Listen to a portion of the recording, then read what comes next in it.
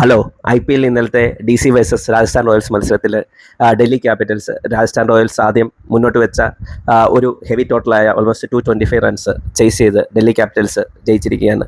അപ്പം ഞാനിന്ന് പറയാൻ പോകുന്നത് ഡൽഹിയുടെ ജയത്തെക്കുറിച്ചോ രാജസ്ഥാൻ്റെ തോൽവിയെ പറ്റിയുള്ള ഒരു അവലോകനമല്ല, മറിച്ച് ഇന്നലെ കണ്ടൊരു കാഴ്ച. അതായത് നമ്മുടെ ഇപ്പോഴത്തെ ഒരു സെൻസേഷനായ എല്ലാവരുടെയും എനിക്ക് തോന്നുന്നു അത്രയ്ക്കൊരു ഹേറ്റേഴ്സ് ഒന്നും ഇതുവരെ വന്നിട്ടില്ലാത്ത ഒരു പ്ലെയർ, നമ്മുടെ വൈഭവ് സൂര്യവംശി. അപ്പം പുള്ളിയുടെ വിക്കറ്റ് ഇന്നലെ രാജസ്ഥാൻ ബാറ്റ് ചെയ്തുകൊണ്ടിരുന്ന സമയത്ത് തുടക്കത്തിൽ തന്നെ പോയിരുന്നു. അപ്പം ആ ഒരു വിക്കറ്റ് എടുത്തത് ന്യൂസിലൻഡിൻ്റെ പേസറായ കൈൽ ജാമിസനാണ്. അപ്പം ഈ ജാമിസൺ വിക്കറ്റ് എടുത്ത് കഴിഞ്ഞിട്ട് ഒരു എന്താ പറയുന്നത്, ഒരു മോശമല്ലാത്ത രീതിയിലുള്ള നല്ലൊരു സെലിബ്രേഷൻ അവിടെ വെച്ചിരുന്നു. എന്താ പറയുന്നത്, ഒരു അഗ്രസീവായിട്ടുള്ള ഒരു സെലിബ്രേഷൻ. അപ്പം അത് വൈഭവിൻ്റെ അടുത്ത് നോക്കുകയും വൈഭവ് ഇങ്ങനെ എന്താ പറയുന്നത് കുറച്ച് വിഷമത്തോടു കൂടി തന്നെ വൈഭവ് ക്രീസ് വിട്ട് പുറത്തു പോകുന്നൊരു കാഴ്ചയാണ് നമ്മൾ കണ്ടത്. അപ്പം അത് കഴിഞ്ഞിട്ട് ഞാൻ ഇങ്ങനെ നോക്കിക്കൊണ്ടിരുന്ന സമയത്ത് ഒത്തിരി ആൾക്കാർ അതിനെപ്പറ്റി പോസ്റ്റ് ഇടുകയും ഇങ്ങനെ പറയുന്നുണ്ടായിരുന്നു.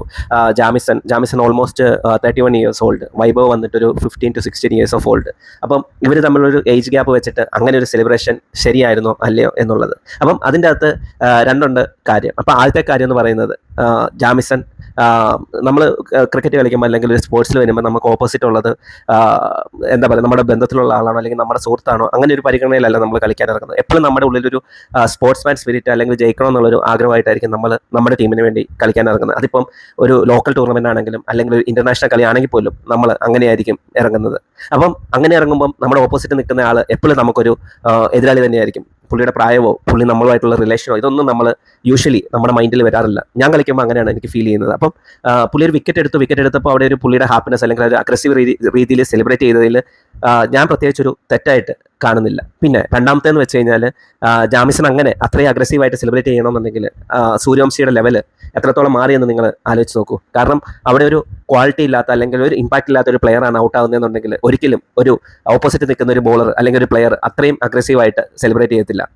ഇപ്പം നമ്മൾ കണ്ടിട്ടുള്ളതാണ്, കോഹ്ലിയുടെ വിക്കറ്റൊക്കെ എടുക്കുമ്പോൾ അല്ലെങ്കിൽ സച്ചിൻ്റെ വിക്കറ്റ് എടുക്കുമ്പോൾ അല്ലെങ്കിൽ ധോണിയുടെ വിക്കറ്റൊക്കെ എടുക്കുമ്പോൾ ഉണ്ടാകുന്ന ഒരു ഹാപ്പിനെസ് അപ്പുറത്തെ ഓപ്പോസിറ്റ് ബോൾ ചെയ്യുന്ന ആൾക്ക് കിട്ടുന്നത്, അല്ലെങ്കിൽ ആ ഒരു സെലിബ്രേഷൻ കൊണ്ടുവരുന്ന ഒരു മൊമെൻറ്റ് പുള്ളിക്ക് കിട്ടുന്നത് എങ്ങനെയാണെന്നുള്ളത് നമ്മൾ കണ്ടിട്ടുണ്ട് അല്ലേ. അപ്പം അതുപോലൊരു ലെവലിലേക്കാണ് എനിക്ക് തോന്നുന്നത് വൈഭവിൻ്റെ ഇതിന് മുന്നത്തുള്ള ഇന്നിങ്സുകൾ വെച്ചിട്ട് ആൾക്കാർ എക്സ്പെക്ട് ചെയ്യുന്നത്. ഇപ്പോൾ ആൾക്കാരെന്ന് ഞാൻ പറയുന്നത് പ്ലേയേഴ്സ് ലൈക്ക് ജാമിസൺ ആണെങ്കിലും മിച്ചൽ സ്റ്റാർക്ക് ആണെങ്കിലും ഇവരൊക്കെ എക്സ്പെക്ട് ചെയ്യുന്നത് അങ്ങനെ ഒരു ഇന്നിങ്സ് ആയിരുന്നു എക്സ്പെക്ട് ചെയ്തത്. അപ്പം നല്ലൊരു ഡെലിവറിയിൽ പുള്ളിയുടെ വിക്കറ്റ് ആദ്യം തന്നെ വന്നപ്പോൾ അവിടെ ഒരു സെലിബ്രേഷൻ നടത്തിയതിൽ യാതൊരു തരത്തിലുള്ള ഒരു തെറ്റുമില്ല. അതിപ്പോൾ ഇച്ചിരി അഗ്രസീവ് ആണെങ്കിലും ICC അല്ലെങ്കിൽ അവിടെ കൺട്രോൾ ചെയ്യുന്ന ഒരു നിയമം അനുശാസിക്കുന്ന രീതിയിൽ അതിൻ്റെ ചട്ടക്കൂടിനുള്ളിൽ നിന്ന് പുള്ളി നടത്തിയ ഒരു സെലിബ്രേഷനിൽ എനിക്ക് പേഴ്സണലി അതൊരു തെറ്റായിട്ട് തോന്നുന്നില്ല. ഇനി നിങ്ങൾക്ക് മറിച്ചൊരു അഭിപ്രായം ഉണ്ടെങ്കിൽ കമൻറ്റ് ചെയ്യൂ, നമുക്ക് ഡിസ്കസ് ചെയ്യാം. എന്തായാലും പുതിയ വീഡിയോ ആയിട്ട് വീണ്ടും കാണാം. വീഡിയോ ഇഷ്ടപ്പെട്ടെങ്കിൽ ലൈക്ക് ചെയ്യുക, ഷെയർ ചെയ്യുക, സബ്സ്ക്രൈബ് ചെയ്യുക. Thank you.